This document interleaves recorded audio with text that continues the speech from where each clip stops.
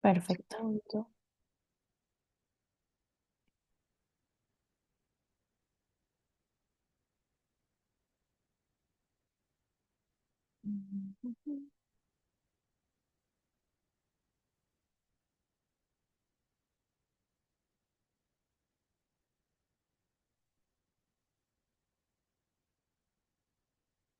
Buenos días, bienvenidas, bienvenidos a esta segunda sesión del ciclo de videoconferencias, estrategias y programas para la transformación sostenible de localidades menores a 20,000 habitantes.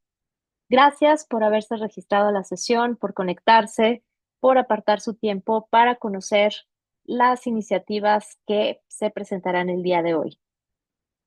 Les quiero recordar que este es el ciclo de conferencias, estrategias y programas para la transformación sostenible de localidades menores a 20,000 habitantes en el marco de la conmemoración del 10º aniversario del Programa de Pequeñas Localidades del Ministerio de Vivienda y Urbanismo de Chile.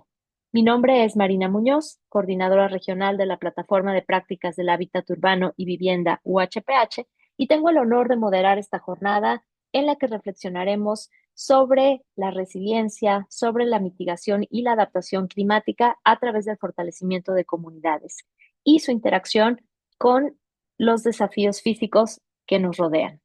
Esta segunda sesión, como les mencionaba, se titula Resiliencia climática en pequeñas comunidades y nos trae a discusión estas estrategias y este fortalecimiento de capacidades en donde conversaremos a qué nos referimos con resiliencia climática. ¿Cómo podemos tratar estas temáticas con las comunidades que no son técnicas, pero que viven día a día los estragos de las diferentes cuestiones climáticas que nos rodean? ¿Cómo llevamos esto a lo cotidiano para que las personas puedan identificar estos riesgos y poder ser parte de la solución? Conversaremos sobre el rol de los diferentes pequeñas localidades, municipios, para poder ejecutar diversas estrategias y cómo la misma comunidad también toma estos roles de resiliencia climática. También hablaremos cómo es que se cautiva a las comunidades para que puedan también ser estos, estas personas que lleven a cabo estos objetivos y se involucren al mismo tiempo sean sostenibles. El día de hoy nos acompañan dos personas fantásticas de dos países diferentes de nuestra región. Más adelante ellos ya se presentarán completamente, pero el primer proyecto que nos van a presentar es el proyecto Altiplano Resiliente. Es una iniciativa emblemática en Guatemala que busca fortalecer la resiliencia de los medios de vida ante el cambio climático en las cuencas altas del altiplano guatemalteco. Para compartirnos sobre este proyecto, agradecemos la presencia de Adolfo Monterroso, coordinador nacional del proyecto Altiplano Resiliente de la Oficina Regional para México, América Central y el Caribe ORMAC de la Unión Internacional también para la Conservación de la Naturaleza. Este es nuestro primer conferencista de la sesión de hoy. Adolfo, te agradezco que estés con nosotros y solamente te dejo la palabra sin antes recordarle a todos los que nos acompañan el día de hoy desde toda la región que pueden ir compartiendo sus preguntas por el botón de Q&A que se encuentra en la parte baja de su pantalla de Zoom. Al final de la sesión tendremos un espacio de preguntas y respuestas. Adelante, Adolfo, el micrófono es tuyo.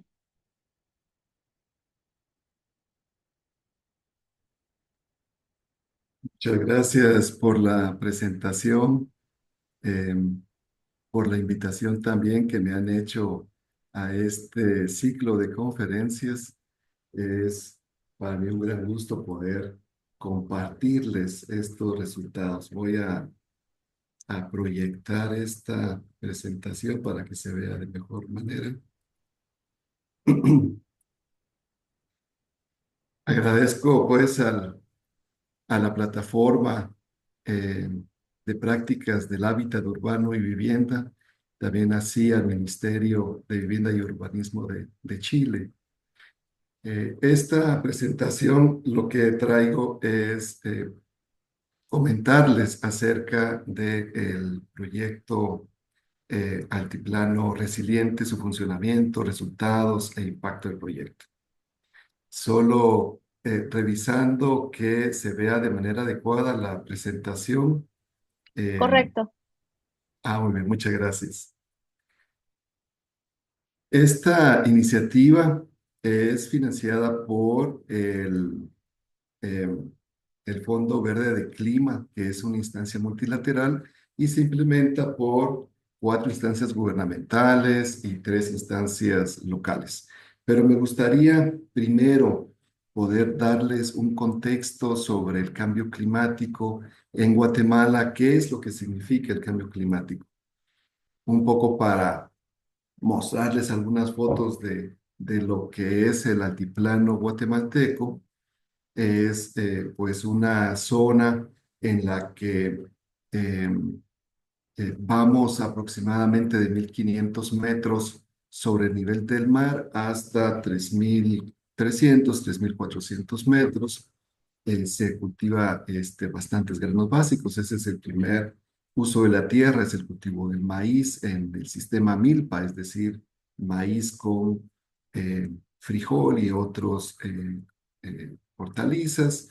Es un área bastante quebrada, es decir, nuestro altiplano eh, es altiplano porque es alto, pero es bastante quebrado, con una zona de montañas que ha facilitado el desarrollo de la biodiversidad en sus diferentes áreas, tanto de flora como de fauna. ¿Qué es lo que tenemos en el altiplano guatemalteco?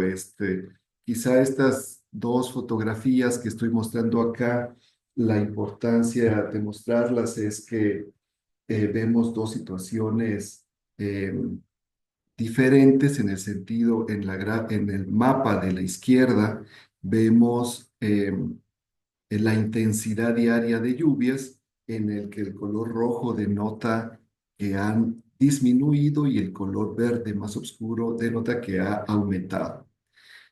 Y en el mapa de la derecha vemos días de calor en el que igualmente el verde oscuro denota un aumento en días de calor. Es decir, tenemos en un área tan pequeña una situación en la que ha disminuido la lluvia y ha aumentado la temperatura, y otras áreas en donde la lluvia aumenta y baja la temperatura. Estas son tendencias de los últimos eh, años comparados en una escala de 50 años.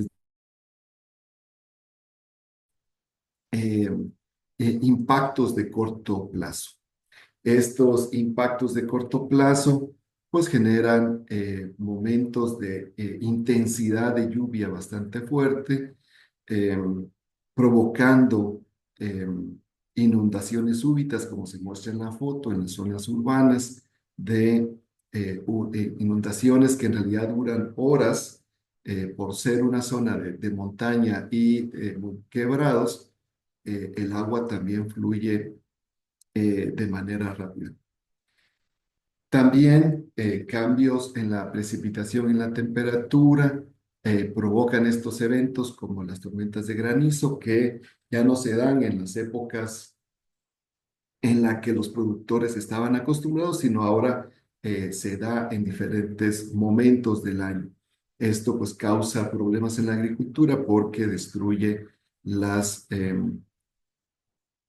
los cultivos.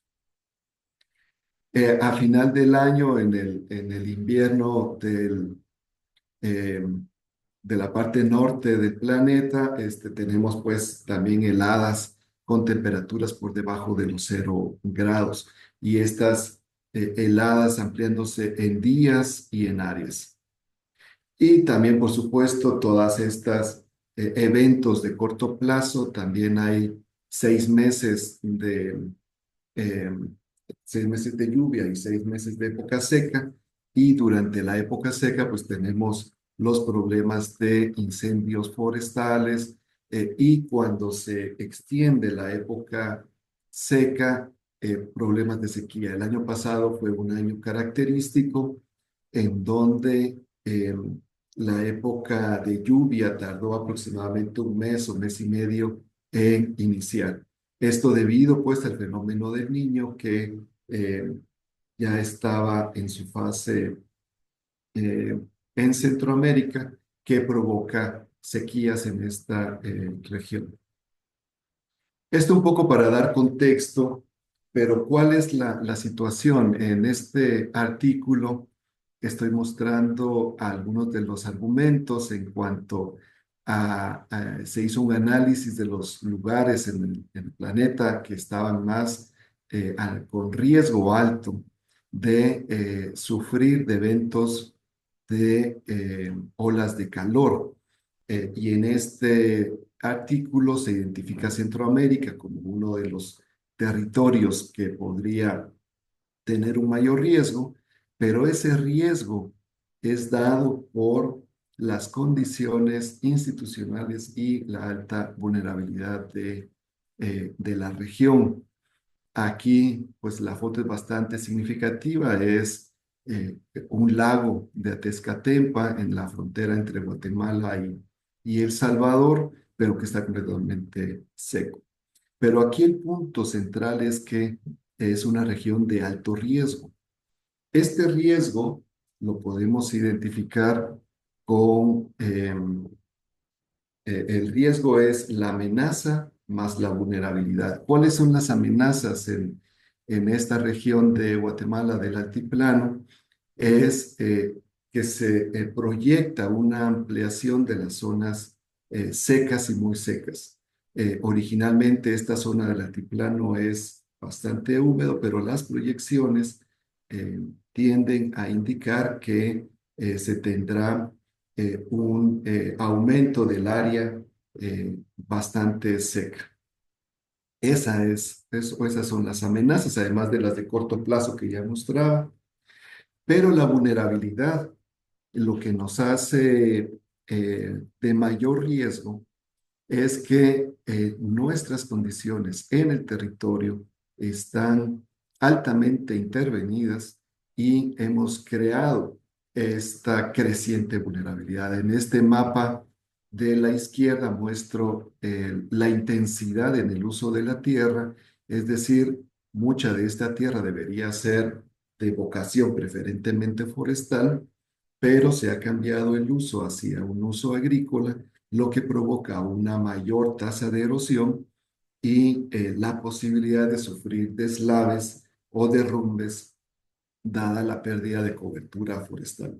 Entonces, nuestro territorio es altamente vulnerable, pero también las condiciones sociales son importantes. Es decir, también en esta zona del altiplano se concentra buena parte de las comunidades de mayor índices de pobreza. Entonces, la vulnerabilidad social también es bastante alta. Este es el contexto del altiplano en el que uno de los elementos entonces que hace o que podría ayudar a la adaptación es el manejo del agua.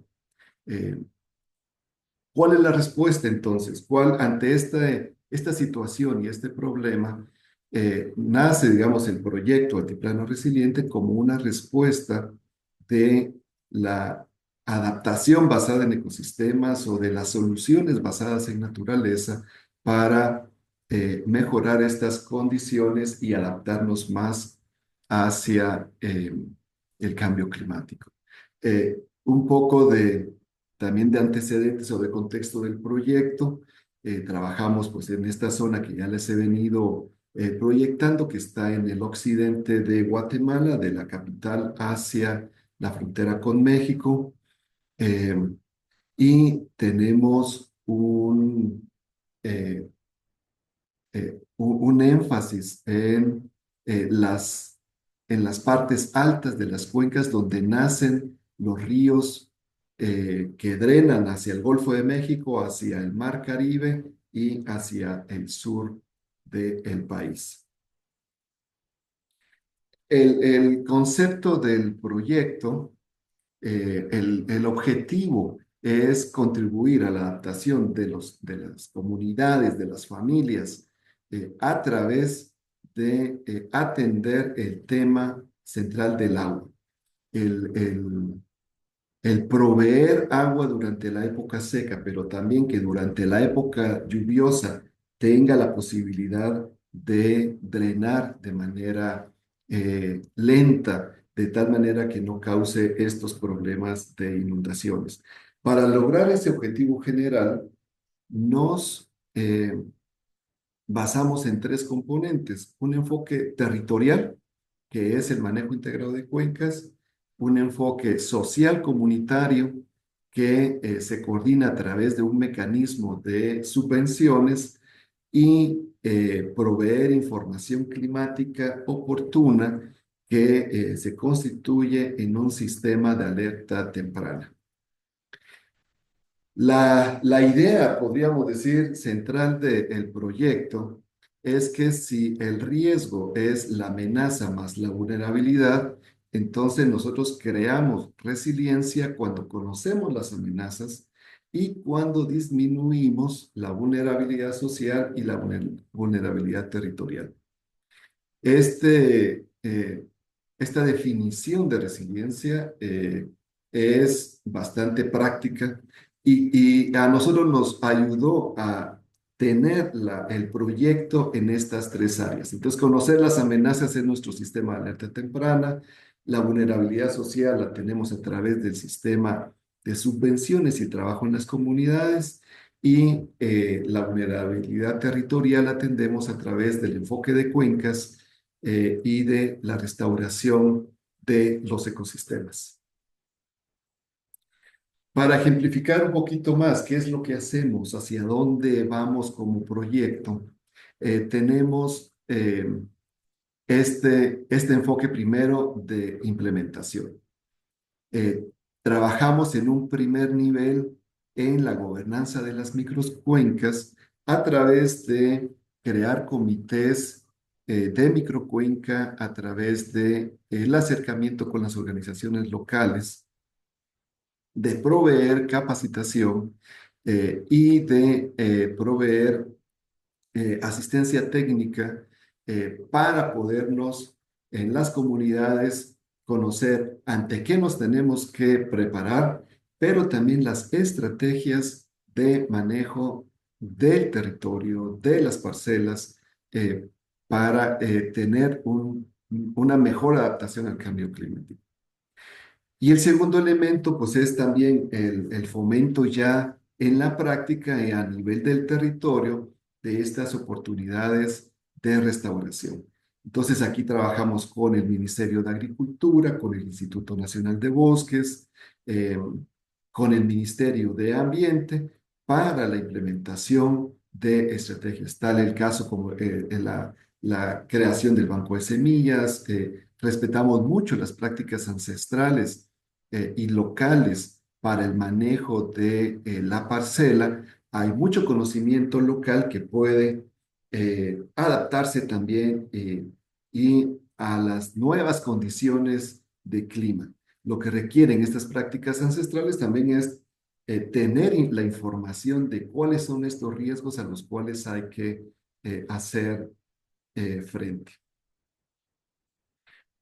Para ejemplificar qué es lo que hacemos para seguir en esta ejemplificación, partimos del análisis de oportunidades de restauración, en donde se valida participativamente los usos del territorio, pero teniendo como uno de los elementos centrales la provisión de servicios ecosistémicos. Eso es la clave en este análisis de oportunidades de restauración.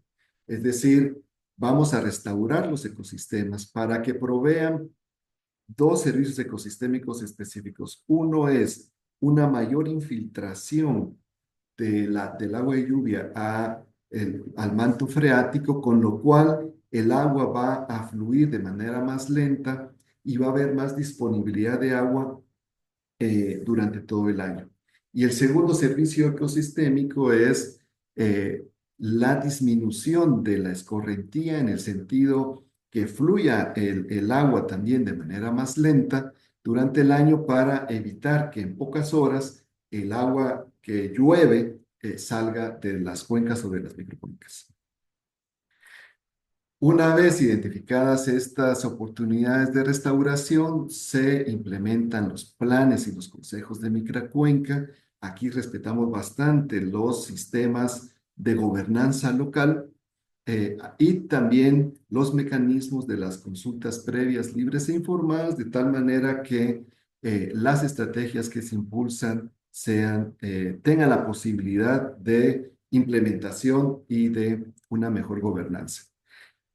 Y también apoyamos las actividades en las parcelas, en los territorios, a través de establecer parcelas demostrativas, pero también una serie de acciones muy concretas en el territorio de prácticas de manejo y conservación de suelo y agua.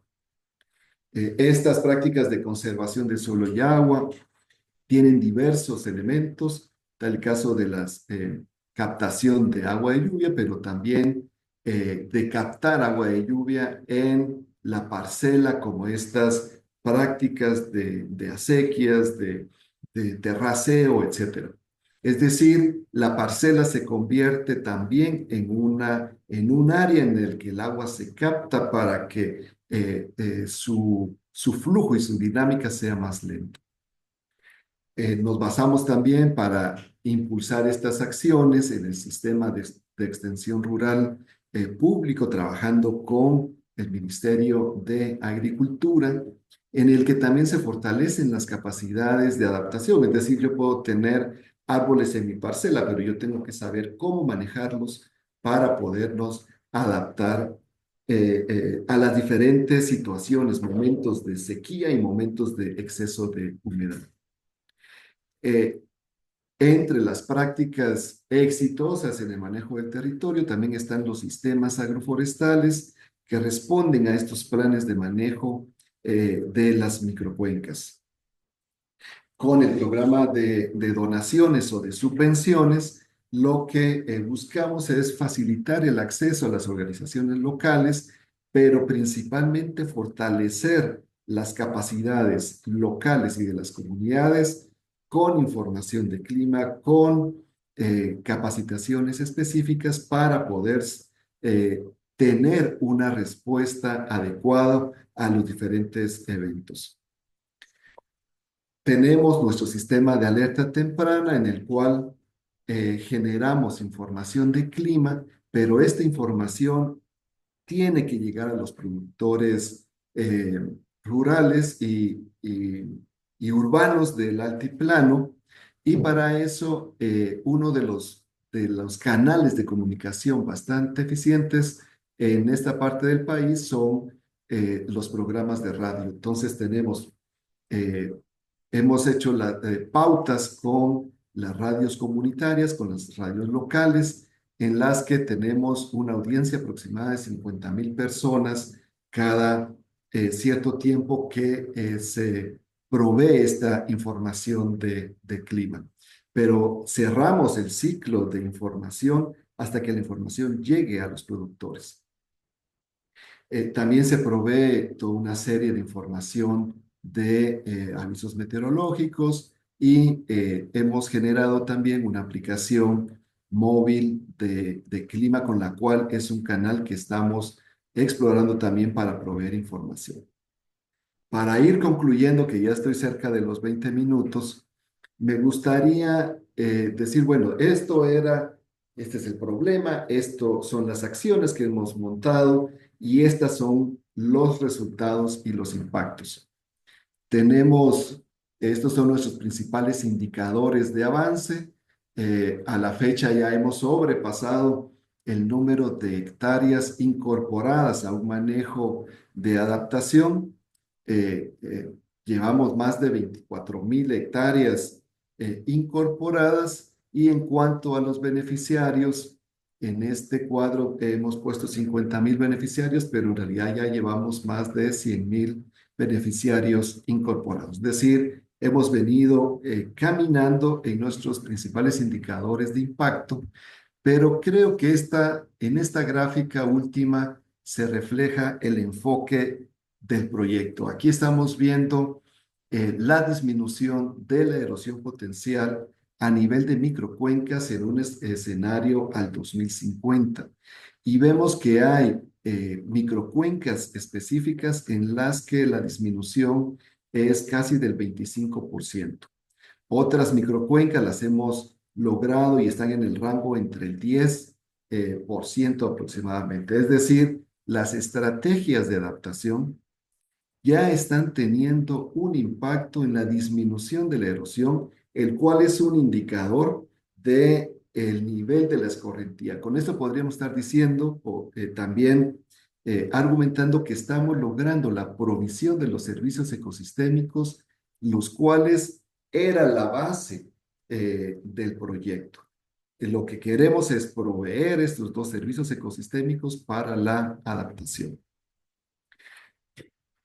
Pasamos también un análisis de autoevaluación del estándar global de la UICN para la adaptación basada en ecosistemas y el proyecto responde, es un instrumento de implementación de acciones concretas de adaptación basada en ecosistemas.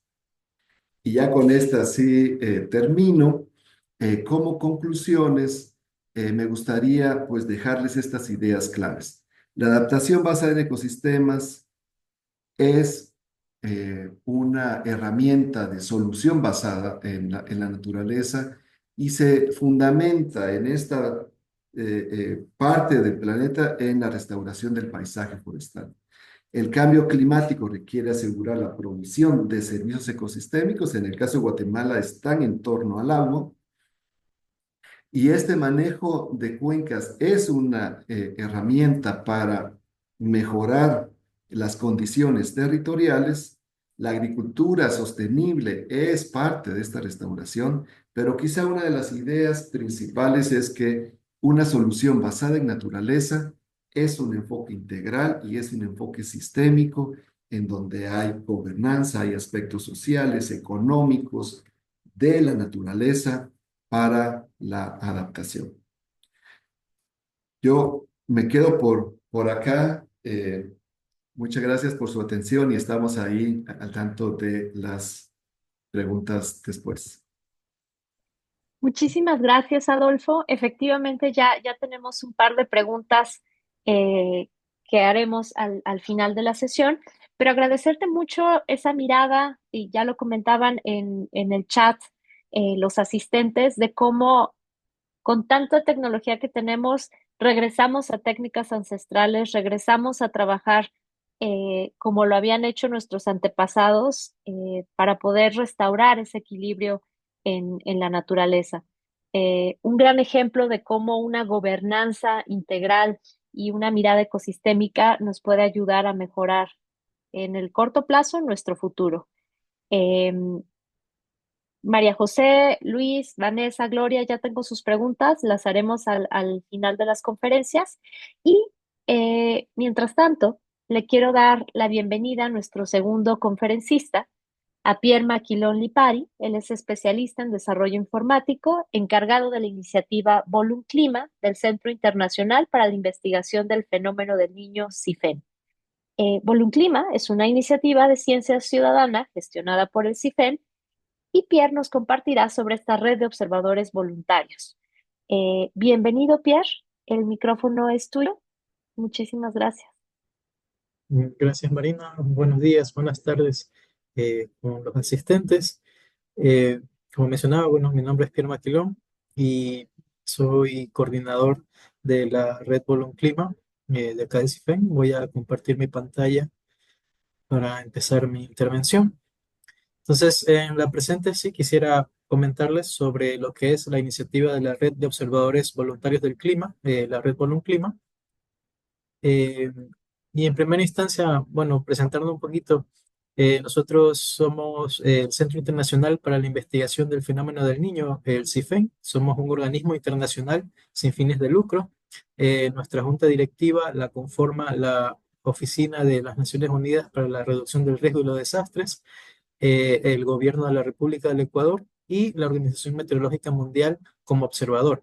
La misión de CIFEN es promover y desarrollar acciones para consolidar la interacción ciencia-política y fortalecer los servicios hidroclimáticos y oceánicos para contribuir a la gestión de riesgos y la adaptación, somos una institución que trata de em, divulgar el conocimiento científico en el tema de la variabilidad climática y enfocado mucho en lo que respecta al fenómeno del niño. También dentro de CIFEN opera lo que es el Centro Regional del Clima del Oeste de Sudamérica, que es una organización de la Organización Meteorológica Mundial, eh, cuyo objetivo es fortalecer las capacidades de los servicios meteorológicos hidrológicos nacionales de los países del oeste de Sudamérica. Es básicamente los países andinos. Estamos colaborando con los servicios meteorológicos de Venezuela, de Colombia, de Ecuador, de Perú, de Bolivia y de Chile. Entonces, constantemente desarrollamos proyectos enfocados en la mejora de la resiliencia climática y con frecuencia o constantemente de la mano con los servicios meteorológicos de estos países. Bueno, dentro de las operativas de CIFEN, nosotros desarrollamos o publicamos boletines. Por ejemplo, tenemos el boletín del niño y la niña en América Latina, donde monitoreamos las condiciones del índice el fenómeno del niño, tanto el niño como la niña. También un boletín de pronóstico estacional para el oeste de Sudamérica, un boletín del océano y también un boletín de sequía para los países del oeste de Sudamérica. También colaboramos con otros productos o informes globales como los estados del clima de la Organización Meteorológica Mundial y también el estado del clima en América Latina y el Caribe. Y bueno, toda esta información o todo este análisis de la variabilidad climática, cómo nos afecta el clima, cuál es su comportamiento, es gracias a la observación meteorológica. A partir de la lectura del monitoreo de las variables, la lluvia, la temperatura, la velocidad del viento, nosotros vamos recopilando registros, se van formando lo que llamamos una serie de tiempo. Esta serie de tiempo la podemos analizar eh, para proveer servicios climáticos, que es básicamente este registro, este valor que he colectado, cómo yo lo puedo transformar en información para la toma de decisiones. Hay 5 sectores productivos de la sociedad que son muy afectados, muy vulnerables a los procesos de variabilidad climática. Por ejemplo, la agricultura, la gestión de riesgos, la energía, en el caso de por ejemplo, la energía eólica, la energía hidroeléctrica, el sector de salud, el sector del agua. Todo esto de aquí es afectado por el clima. Por ejemplo, si llueve mucho, tenemos inundaciones. Si llueve poco, tenemos procesos de sequía. Y esto, bueno, afecta a estos sectores. También cabe mencionar de que la observación en territorio tiene otras, aparte de los servicios climáticos, tiene otras aplicaciones. Por ejemplo, bueno, una buena parte o para mejorar los productos, los pronósticos meteorológicos, se requieren observaciones en territorio porque da como una punto de partida inicial a estos modelos que tratan de predecir cómo se va a comportar el tiempo meteorológico. Eh, por lo tanto, se mejora mucho el rendimiento o la precisión de estos modelos, eh, añadiendo o incorporando más observaciones eh, meteorológicas, más registros. De hecho, desde que iniciaron estos modelos, se ha mejorado mucho el tiempo de predicción y también su precisión. Entonces, todos los modelos meteorológicos, todos los pronósticos que utilizamos, que podemos acceder, se basan en información obtenida del monitoreo meteorológico.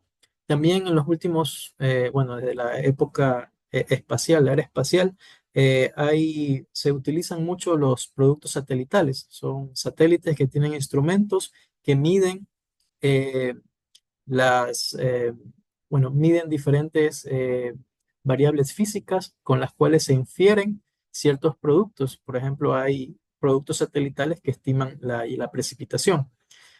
otros que nos estiman la temperatura, el nivel del mar.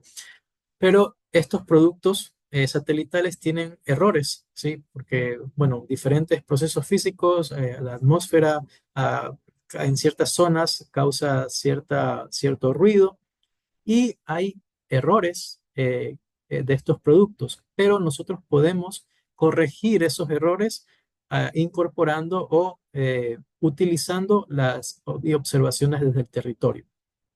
Entonces, esta es una de las eh, aplicaciones o la importancia del monitoreo meteorológico. Cabe recalcar de que el tiempo atmosférico o el estado del tiempo atmosférico es caótico. Ahí intervienen tantas variables que se dice que un registro que yo haga en un día no va a ser único para por todas las variables que intervienen en sí. Entonces es bastante importante el monitoreo meteorológico, ¿sí? Para todos estos registros o bueno, aplicaciones que presento en esta diapositiva. Y bueno, de ahí tenemos algo bastante particular con la lluvia. La lluvia o las precipitaciones son una variable bastante particular, son muy variables en el tiempo y en el espacio. ¿Qué significa? Así como se ve aquí en esta foto, pueden ver de que justo en este sector está lloviendo torrencialmente, pero yo me alejo un poco y no está lloviendo para nada. Puede que pase una hora, media hora después y esto de aquí ocurra más adelante y esto seco. O sea, la precipitación es una variable, un parámetro meteorológico que varía muchísimo y los servicios meteorológicos no tienen la capacidad económica, financiera o los recursos tecnológicos como para poder poner estaciones de monitoreo a lo largo de todo el territorio que nos permitan ver estas particularidades de la lluvia. Y por esta razón, debido a que hay ciertos sectores donde se necesitan datos de lluvia para poder proveer todos estos servicios que mencionaba, salió o nació la iniciativa de la Red Clima, la Red de Observadores Voluntarios del Clima, una iniciativa de ciencia ciudadana, personas de la sociedad civil que colaboran con el monitoreo de las precipitaciones, también el reporte de los impactos de la sequía y la ocurrencia de eventos hidrometeorológicos extremos en sus estaciones. Entiéndase, una estación es un punto en el territorio fijo donde yo pongo un instrumento y empiezo a medir. Entonces, nuestros voluntarios hacen sus mediciones en sus estaciones.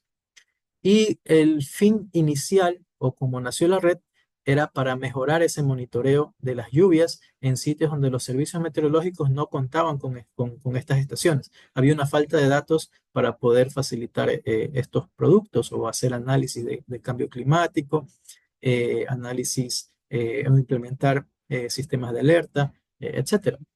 La Red Bull Clima está gestionada por CIFEN con el apoyo de socios locales. Actualmente opera en Venezuela, Colombia, Ecuador, Bolivia y Chile. Todos los datos, todos los reportes que envían nuestros voluntarios son accesibles. Pueden acceder a ellos a través del sitio web. Pueden entrar como invitados y pueden consultar la información, los reportes que envían nuestros voluntarios.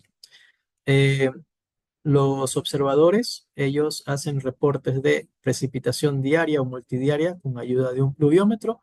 Todos los días, entre las 4:30 de la mañana y las 10 de la mañana, leen lo que ha colectado este pluviómetro y eso lo reportan. En el caso de la percepción de impactos de sequía, los 10 primeros días de cada mes, ellos pueden llenar una encuesta donde se le pregunta su percepción sobre los procesos de sequía en su territorio. Y también en cualquier momento los voluntarios pueden reportar la ocurrencia de un evento extremo. Si ven que una lluvia ha sido tan fuerte que pocas veces en su vida la han visto de tan intensidad o pueden observar afectaciones, ellos pueden enviar este reporte de evento extremo.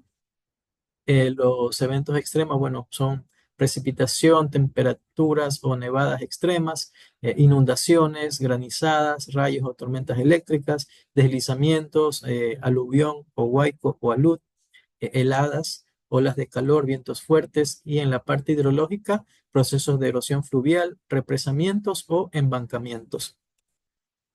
Y todos estos reportes se logran a partir de herramientas que tiene la red y que se le facilitamos a los observadores voluntarios. Primero, para la medición de las precipitaciones, utilizamos un pluviómetro modelo Stratus del fabricante Productive Alternative, que es un pluviómetro que cumple con estándares de la Organización Meteorológica Mundial e incluso eh, otras instituciones certificadoras, como el caso de la NOAA de Estados Unidos. O sea, es un instrumento muy preciso. Está hecho con un material bastante resistente y bueno, consta de dos cilindros, un cilindro graduado que tiene unas marquitas que nos permite leer cuánto ha colectado este pluviómetro y también tiene un cilindro exterior que si es que llueve más allá de la capacidad del cilindro graduado, estos son 25,4 milímetros, aquí si llueve más de esa cantidad empieza a rebosar y se colecta en este cilindro exterior. Entonces, sí. am, Eh, entonces, toda la capacidad total de este pluviómetro es de 279,4 milímetros, que bueno, es una buena cantidad de lluvia. Y nosotros capacitamos a los observadores en la instalación de este pluviómetro, porque al ser un instrumento preciso, hay que instalarlo en un punto donde no haya interferencia artificial de la caída de la lluvia.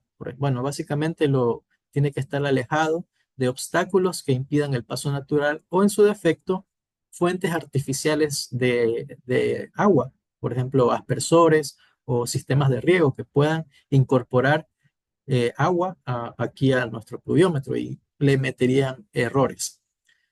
También algo muy importante es la plataforma informática. La plataforma informática que está constituida por dos sistemas. Primero, una aplicación móvil de Android que está hecha, diseñada para el ejercicio del voluntario, que el voluntario pueda enviar su reporte mediante esta aplicación.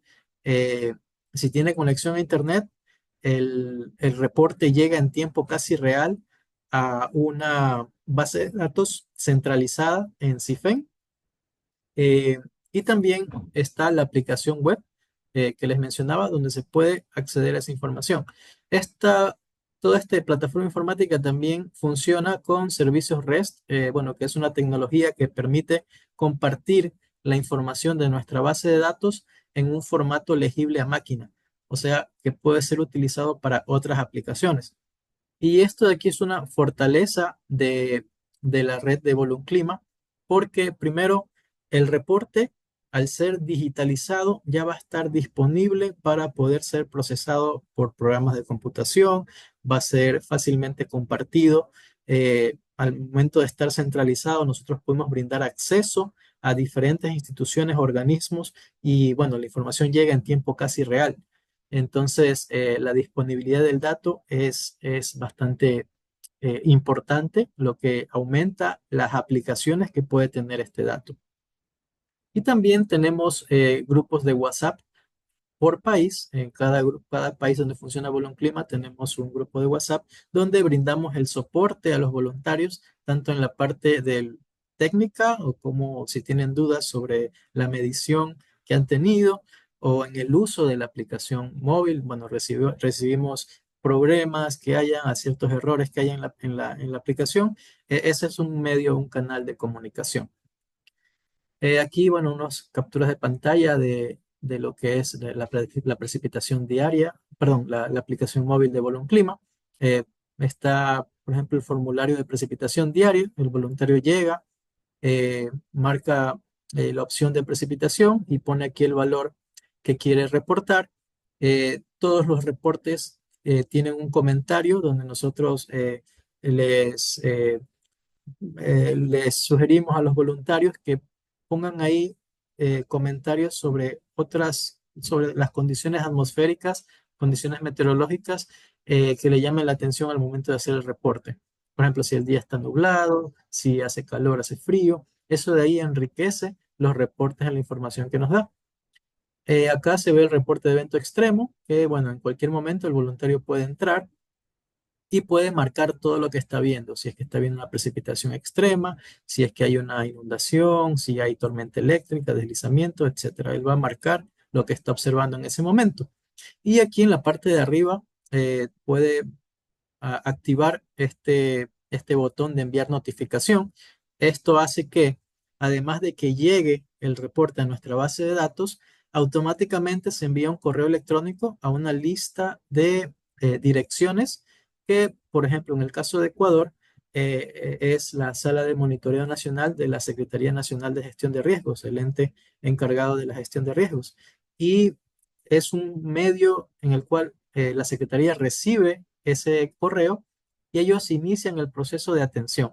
Igual, bueno, esto de aquí en nuestras capacitaciones mencionamos de que no reemplaza los canales oficiales de atención de emergencia, entiéndase bomberos, policía, etcétera. Es informativo, pero acá en Ecuador se ha podido integrar a la Secretaría Nacional de Riesgos y es una parte para ellos recopilar esa información. De hecho, bueno, ellos reciben un correo como este que ven aquí y a partir de eso empieza el proceso de atención de esa emergencia o de ese evento extremo. En lo que respecta a la percepción de sequía, estas encuestas que llenan los 10 primeros días de cada mes son preguntas de opción múltiple que van desde condiciones muy secas a condiciones muy húmedas. Son 6 preguntas de variables que son afectadas por los procesos de sequía. Entiéndanse las lluvias, la temperatura, la disponibilidad del agua, la vegetación, como están viendo. Entonces, cada una de estas preguntas tiene 7 opciones múltiples que el voluntario puede marcar de acuerdo a lo que está observando. Va desde lo más seco hasta lo más húmedo.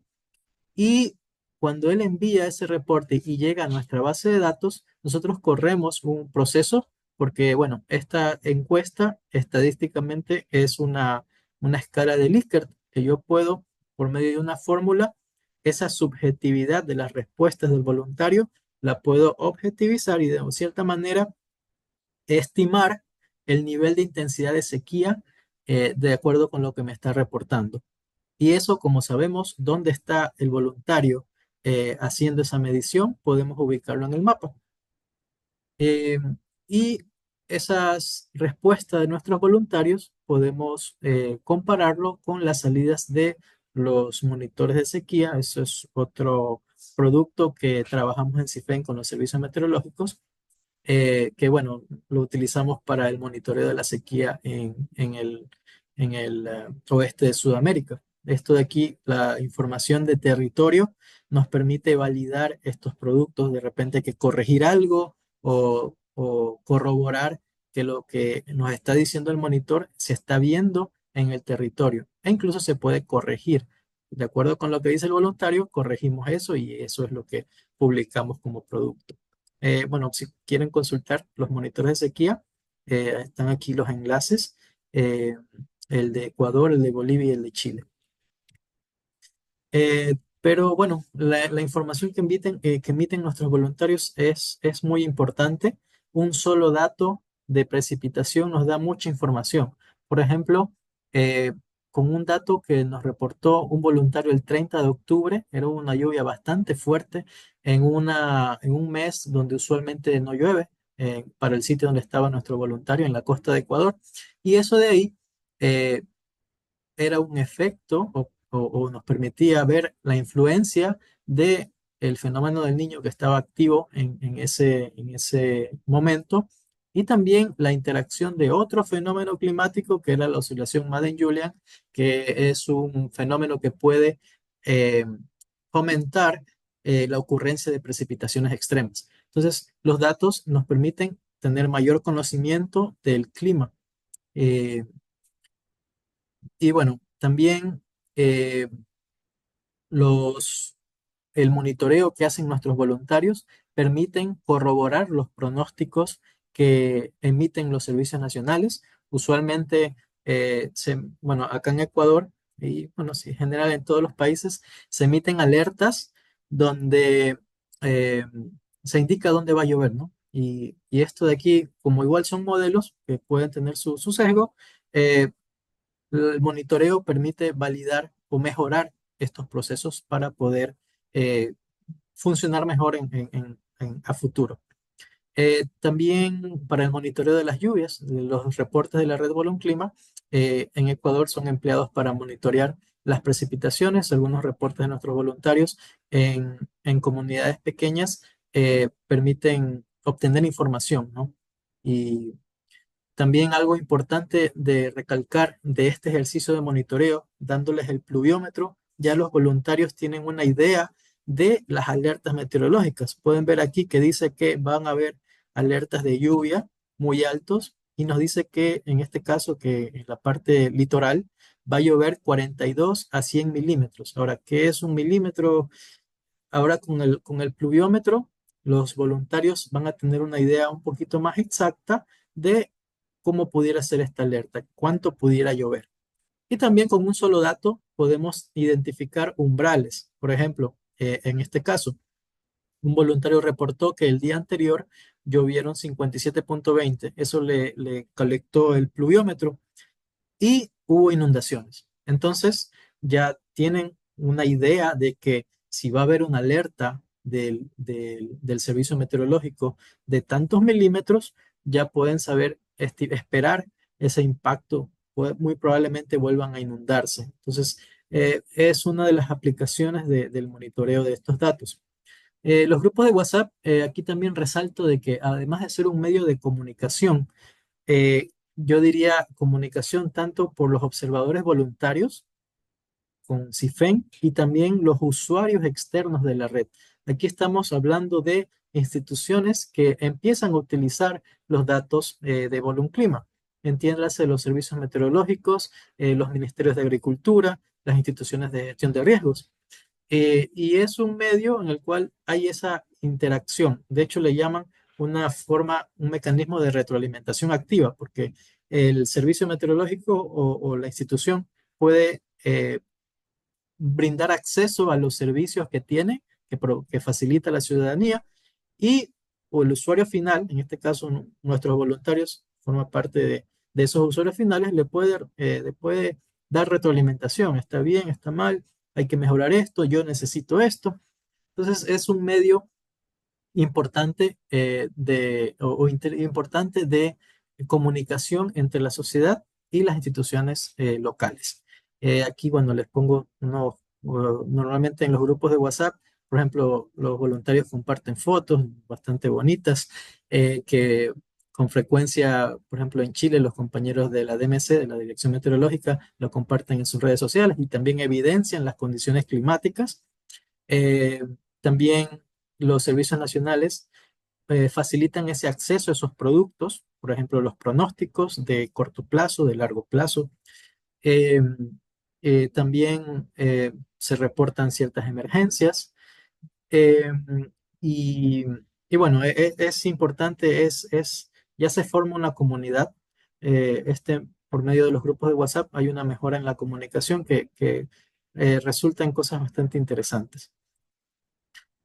Con los datos que reportan nuestros voluntarios, bueno, podemos ver tanto exceso de precipitaciones. Aquí tienen un mapa de la red Clima de febrero de 2025, que tuvimos acá en Ecuador una lluvia bastante fuerte para ese mes, pero también sirve para alerta de sequía. Por ejemplo, el año pasado, estas son las Islas Galápagos. Teníamos en ese entonces tres estaciones de Clima y con estos datos de los voluntarios, junto con la información climática de las islas, se pudo alertar de un episodio de déficit hídrico. En este caso, mayo de 2024 fue un mes que llovió muy poco y es el tercero o segundo mes más lluvioso del año. Entonces, las Islas Galápagos estaban entrando en una temporada seca, habían amenazas de ocurrencia del fenómeno de la niña, que a Galápagos le quita o afecta, le causa déficit de precipitaciones. Entonces, estaban entrando a una época seca con los dos últimos meses de la época lluviosa muy secos. No llovió casi nada. Entonces, con información de los voluntarios, pudimos dar la alerta al gobierno local para bueno, ahí decretaron la alerta por déficit hídrico. Sí hubo afectaciones, pero pudieron empezar a hacer medidas. Y cabe recalcar que estos pluviómetros, si está calibrado, cada milímetro que capta el pluviómetro corresponde a un litro de agua que ha llovido por cada metro cuadrado de territorio. Mm, Eso es una estimación. O sea, si ha llovido 1 milímetro, donde ha llovido, ha caído 1 litro en cada cuadradito de 1 metro por 1 metro, como para que se den una idea. Otra de las aplicaciones que tiene nuestra red, que ya se está utilizando con los datos de la información de Volumen Clima, son SATs comunitarios, sistemas de alerta temprana comunitarios, y las mesas técnicas agroclimáticas. Aquí, por ejemplo, este es un visor que lo hizo un funcionario de un pequeño cantón de acá de la provincia del Guayas, en Ecuador. Eh, Utiliza datos de dos estaciones de Bolón Clima porque, bueno, están en la parte alta de la cuenca. Entonces, si les llueve allá, se van a inundar en la parte baja. Entonces, monitorean los datos de la red. También, bueno, con PNUD hicimos dos proyectos. eh, bueno, Volunclima apoyó a dos proyectos que tenía PNUD de sistema de alerta temprana para inundaciones y también otro para monitoreo de procesos erosivos en la cuenca del río Coca, acá en Ecuador. Lo que respecta a las mesas técnicas agroclimáticas, esa es una medida de adaptación. Es básicamente una reunión entre productores agrícolas y técnicos de los servicios meteorológicos y analizan cómo están las predicciones, los pronósticos, y de acuerdo con esa información toman medidas, ¿sí? Si va a ser mucho calor o poca lluvia. Entonces, entre comunidad tratan de dar recomendaciones por cultivo, por manejo, etcétera, para poder lidiar con esas condiciones climáticas. Y bueno, el monitoreo de las lluvias es bastante importante, provee muchos insumos para las mesas técnicas agroclimáticas que en Chile, en el marco de un proyecto, la Dirección Meteorológica de Chile está fomentando a partir de este año. Y bueno, también sistemas de alerta temprana para inundaciones. Sí, con la instalación de pluviómetros en zonas clave podemos eh, monitorear las lluvias y dar alerta ante posibles inundaciones. Nosotros, CIFEN, tratamos de motivar al voluntario, porque bueno, esto es voluntario, el voluntario puede dejar de monitorear cuando quiera, les pedimos que al menos estén un año, pero nos hemos dado cuenta que es importante que eh, el voluntario se sienta motivado. La principal forma de motivarlos es que la información, su ejercicio, sus datos se utilicen. Entonces, por eso tratamos en Volunclima de fomentar el uso. Entonces, contactamos con los servicios meteorológicos. Mira, tenemos estos datos para que puedas utilizarlo. La Secretaría de Gestión de Riesgos, ponemos a disposición esa información. Eh, Porque, bueno, al ser instituciones públicas, eh, ellos proveen servicios a la sociedad y, bueno, nos beneficiamos todos. El mismo voluntario termina beneficiándose con un producto de mejor calidad con la información que ellos tienen. Y también tratamos de generar información. Entonces, desde 2023 generamos boletines de la red donde generamos estos mapas que se forman con todos los reportes que envían nuestros voluntarios, el acumulado mensual. También hay el reporte de percepción de sequías, es un boletín mensual, listado de los eventos extremos que se reportaron y hemos incluido pronósticos mensuales y estacionales, o sea, de los próximos 3 meses, de precipitación y temperatura que viene del modelo global del SMWF. Y también hemos puesto ahí en este boletín una hojita de requerimiento hídrico de los principales cultivos del territorio. También tenemos boletines por estación donde tienen acceso a otros productos más como acumulados para múltiples días que tienen aplicación para otros sectores. También tenemos un proceso de alfabetización climática. Tratamos de fortalecer las capacidades de nuestros voluntarios. En el 2023, por ejemplo, empezamos dando primero un webinar sobre qué es el niño, que bueno, había alerta de que iba a empezar el fenómeno del niño y también pudimos dar un curso de observaciones agrometeorológicas. Eh, Aquí asistieron tanto nuestros voluntarios como técnicos de los servicios meteorológicos.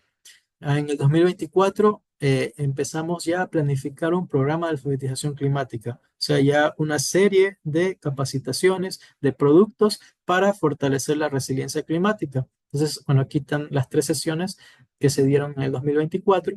Cada año esperamos repetirlas, tener más ediciones para ir actualizando la información, pero también atendemos a veces solicitudes particulares de nuestros voluntarios. Por ejemplo, un profesor de escuela quería implementar un invernadero y la empresa le pedía datos de lluvia para dimensionar el sistema.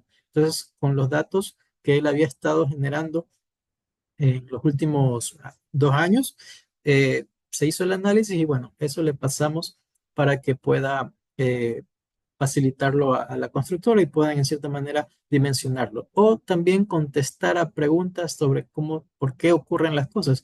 En febrero, marzo de 2024, acá en Ecuador tuvimos una ausencia de lluvias y unas altas temperaturas muy fuertes. Entonces, un voluntario preguntó y bueno, nosotros hicimos el análisis, respondimos y bueno, la idea es ir conociendo precisamente sobre la temática de variabilidad climática. La historia de Volunclima nació, bueno, ha sido posible gracias a varios proyectos que ha desarrollado CIFEN. Nació en el 2019 en un proyecto financiado por USAID llamado Cuencas Climáticas Resilientes. Fue un piloto en la cuenca del río Chinchiná, en Caldas, Colombia. Ahí se hizo una primera versión de la plataforma informática. Luego, CIFEN implementó un proyecto llamado Euroclima Plus, aquí en las regiones Andes, donde en el 2021, bueno, en este proyecto se amplió la red a Ecuador, a Venezuela, a Chile, a Bolivia y a otras partes de Colombia y se mejoró la plataforma informática. Luego, en el 2023, en el marco de otro proyecto en Andes, aquí implementamos el envío de los boletines eh, y empezamos a acoger a redes de observación meteorológica que no cuentan con la plataforma informática que les digo que es tan importante para poder disponibilizar del dato y poder procesar ese dato, esos reportes meteorológicos. En el 2024, en otro proyecto, bueno, ahí empezamos a trabajar con PNUD en esto del río Coca, que también nos permitió hacer una segunda mejora de la plataforma informática.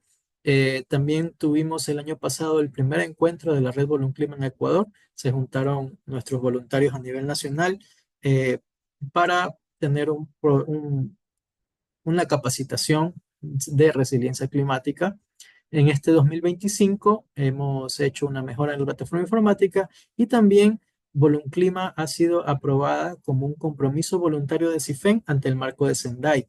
El marco de Sendai es un instrumento internacional para la reducción del riesgo y la Red Volunclima es una iniciativa que apoya a la primera prioridad del marco de Sendai, que es la comprensión del riesgo. Con el monitoreo meteorológico podemos saber o entender mejor nuestro sistema climático y poder anticiparnos o mejorar nuestra gestión del riesgo climático. Y con este compromiso, Volunclima, bueno, CIFEN lo que se compromete es a seguir operando, seguir brindando soporte a los miembros de la red Volunclima, a seguir fortaleciendo la red. Y bueno, con el transcurso de los años, esto que inició como una iniciativa para poder obtener datos en zonas donde no había monitoreo meteorológico, ha ido evolucionando y la misión ahora es crear comunidades climáticamente resilientes a través de los procesos de alfabetización climática y el monitoreo de los parámetros hidrometeorológicos.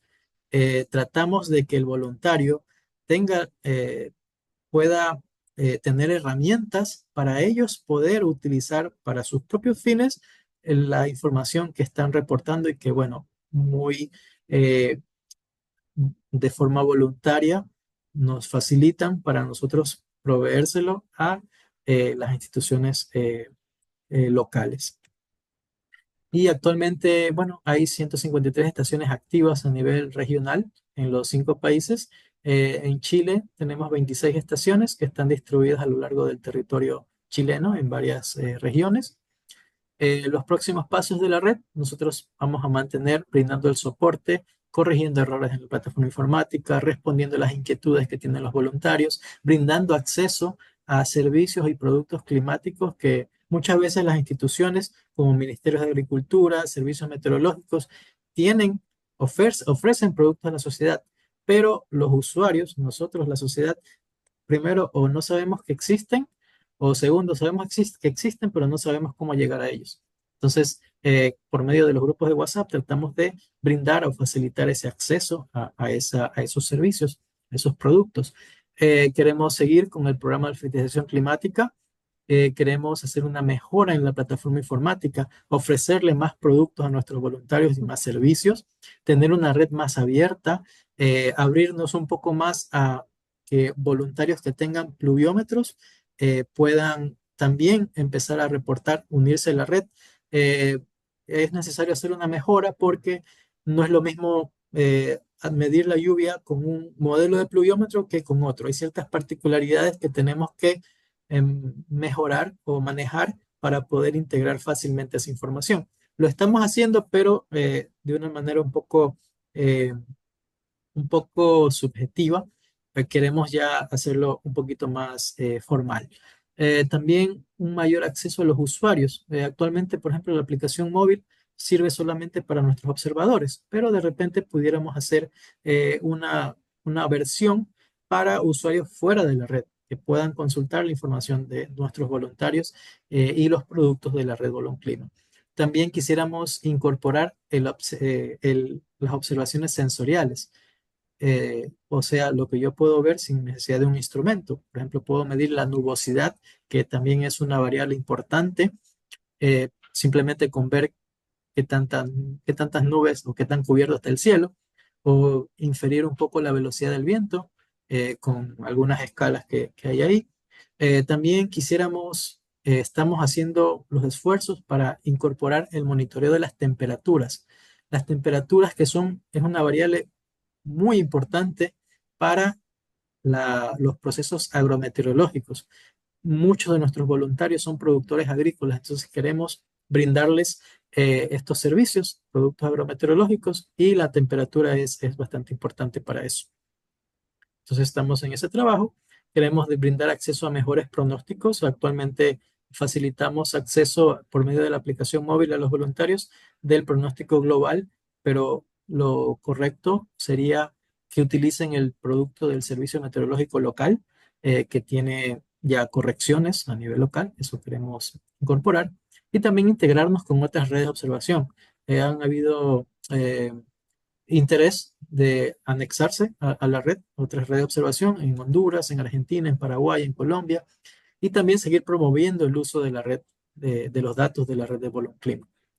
Y con eso agradezco la atención y bueno, gracias por su atención y quedo atento a las preguntas. Dejo aquí también mi correo para cualquier consulta que tengan.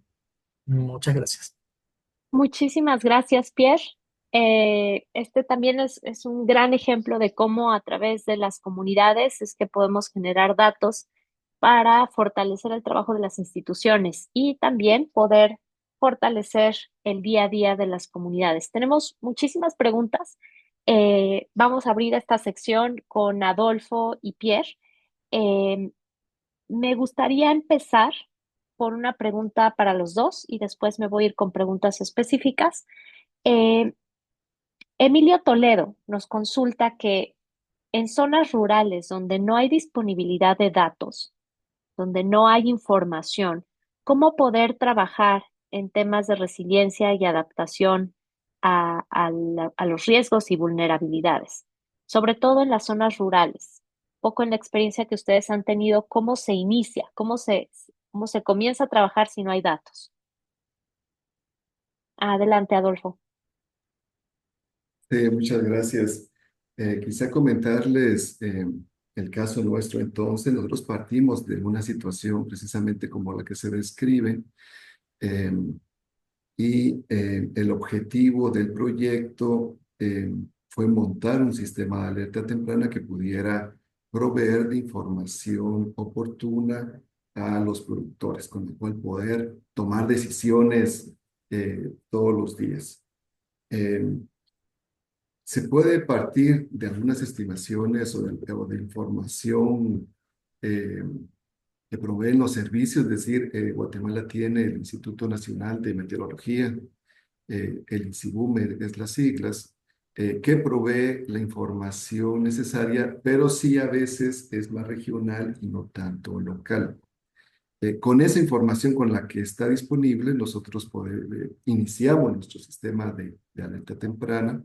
Es bastante precisa, podríamos decir, en términos regionales, pero también sí tuvimos que trabajar con eh, la actualización de información a través de eh, poner estaciones nuevas y mejorar algunas ya existentes para poder ampliar esta información. Es decir, sí se requiere, por supuesto, mientras más datos tengamos, la información puede ser un poco más precisa. Se puede arrancar con lo que se tenga en específico, pero me parece también que uno de los elementos claves que hay que tener en mente es cómo hacemos que esa información llegue al productor. A veces sí tenemos la información, pero quizá el problema radica en que ese dato no llega al productor en el lenguaje que el productor lo requiere y con la precisión y la temporalidad también necesarias.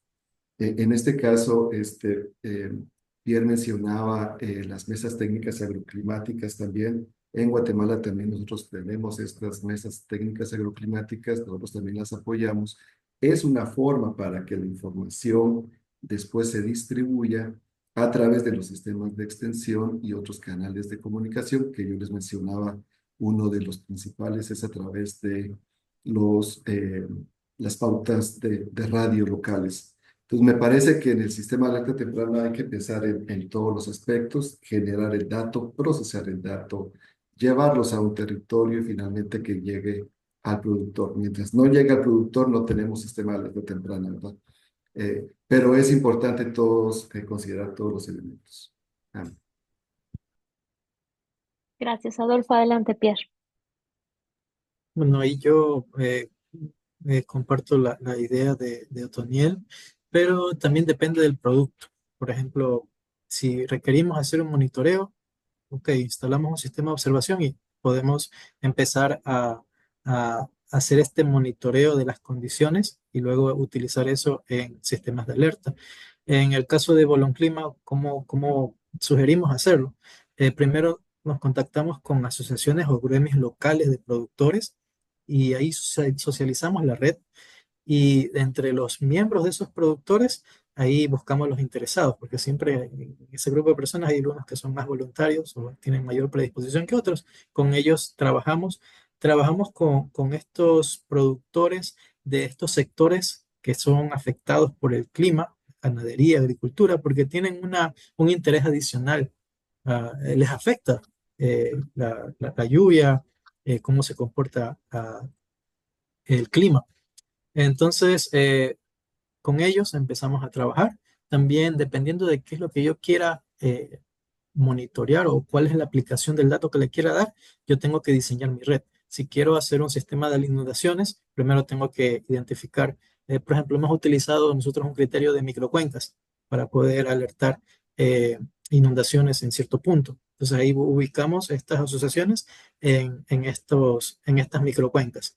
Lo otro, hay otras cosas que sí serían un poquito más técnicas, los productos que mencionaba Otoniel, que tienen los servicios nacionales, pero que quizás no tengan la precisión o la escala espacial que pueda haber los pequeños territorios. Ahí hay otras técnicas que se pueden hacer, modelos bueno, le llaman downscaling. Yo cojo el pronóstico y corro un modelo físico que a partir de eso me trata de mejorar esa salida, esa respuesta que me saca el modelo.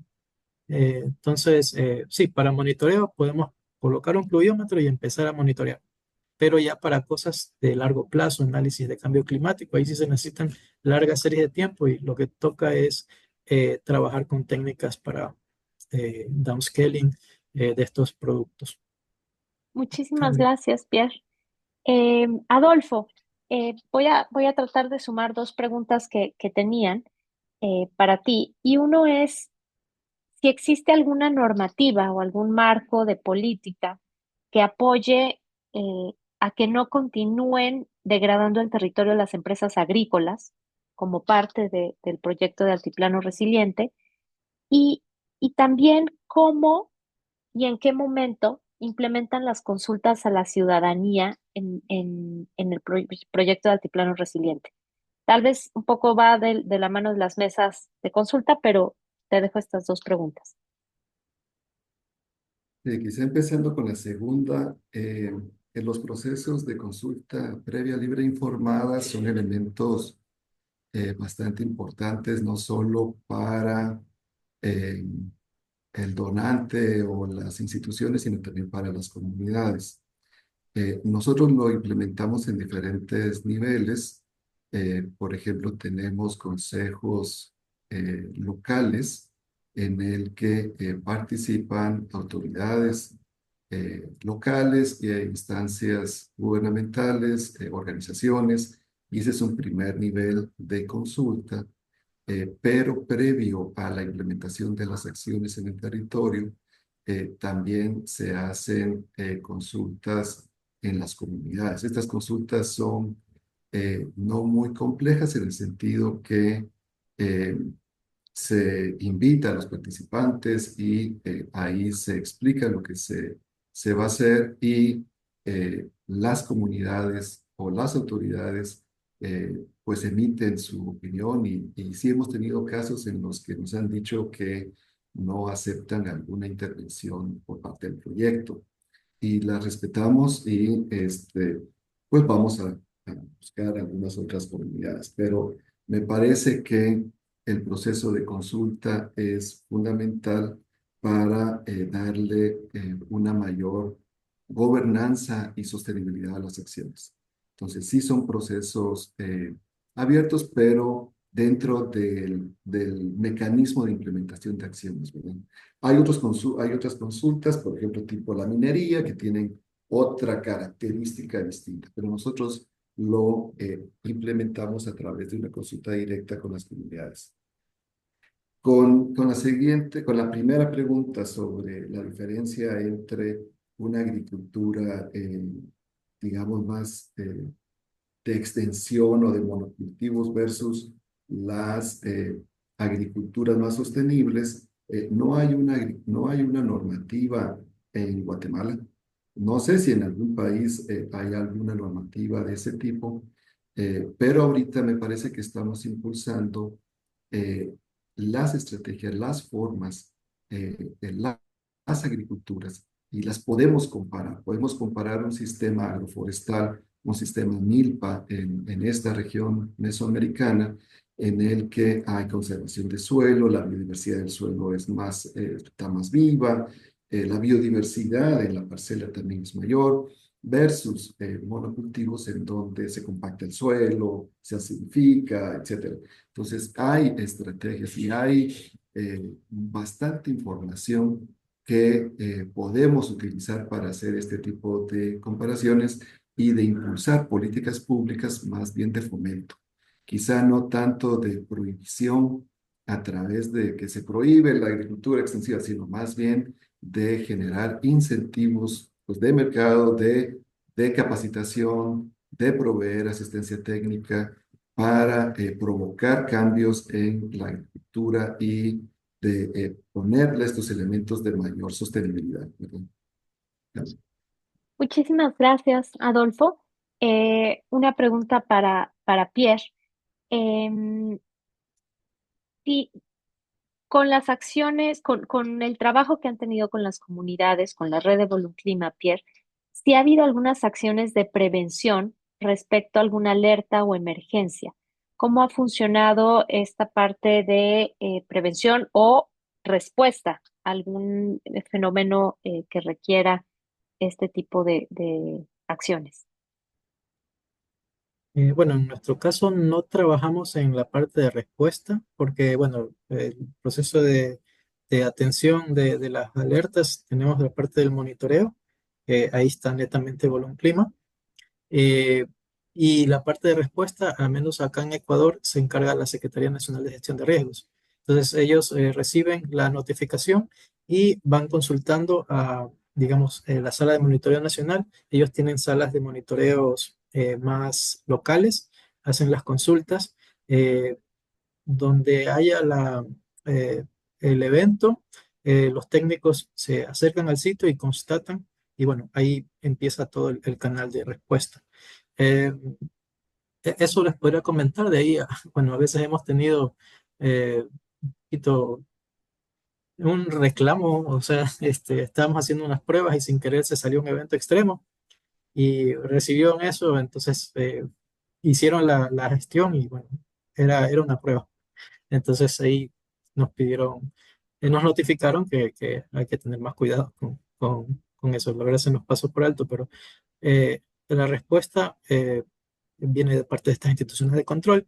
Ellos nos solicitaron mejorar esta atención, o sea, antes el correo llegaba, digamos, un voluntario de Ecuador enviaba un reporte extremo, eso llegaba a una lista de correos nacionales. O sea, ahí estaba la sala de monitoreo nacional, pero nos pidieron mejorar que si es que el voluntario estaba, qué sé yo, en la provincia de Guayas, que lo reciba la dirección de la provincia del Guayas. Entonces hicimos una mejora para que haya una lista por territorio.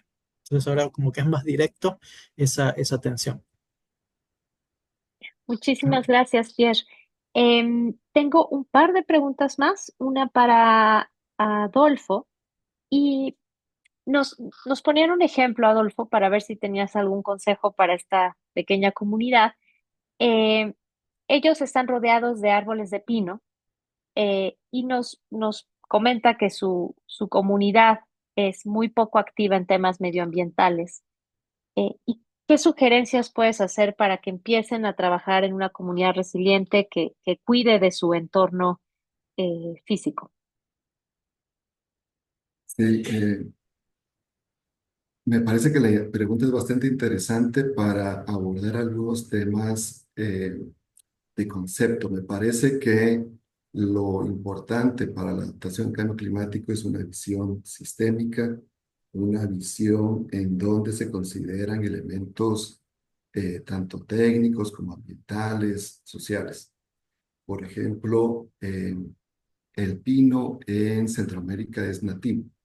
Eh, entonces, el pino naturalmente llegó hasta Nicaragua, por ejemplo, y todo el pino que se encuentra en Nicaragua hacia el sur, pues es exótico. Entonces, digamos, para nosotros tener una comunidad rodeada de pino sería un bosque natural, eh, un bosque natural de Centroamérica, podríamos decir.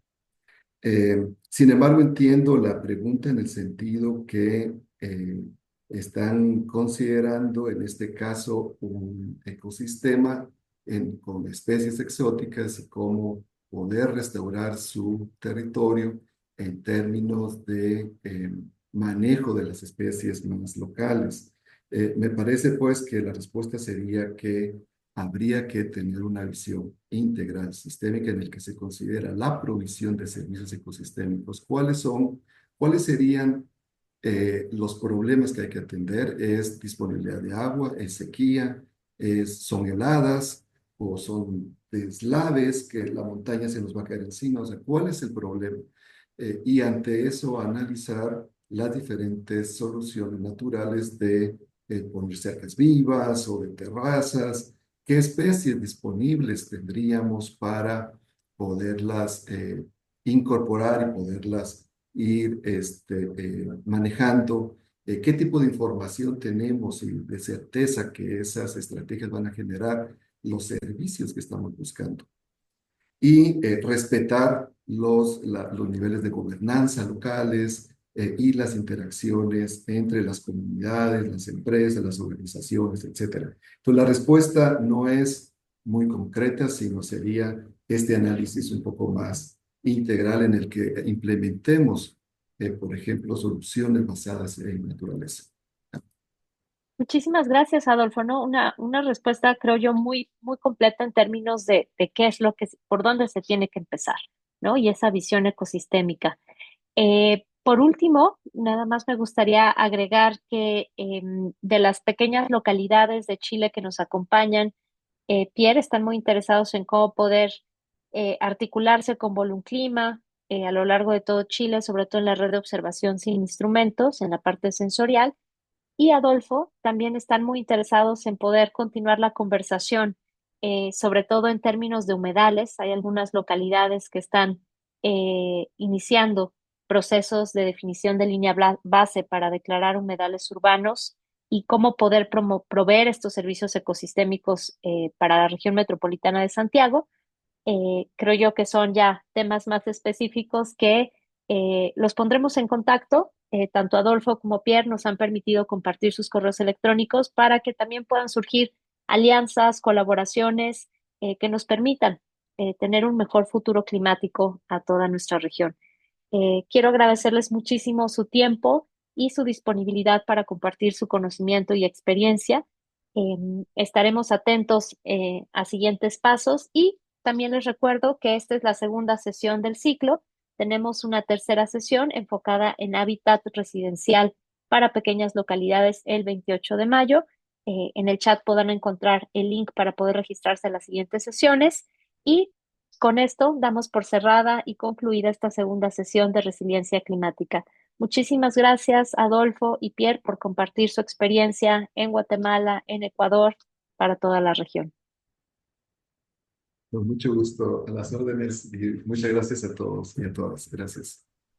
Muchas gracias. Gracias y hasta pronto. Gracias a todos los asistentes. Les estaremos compartiendo las grabaciones del evento, así como las presentaciones y contactos para que puedan continuar las conversaciones. Hasta pronto.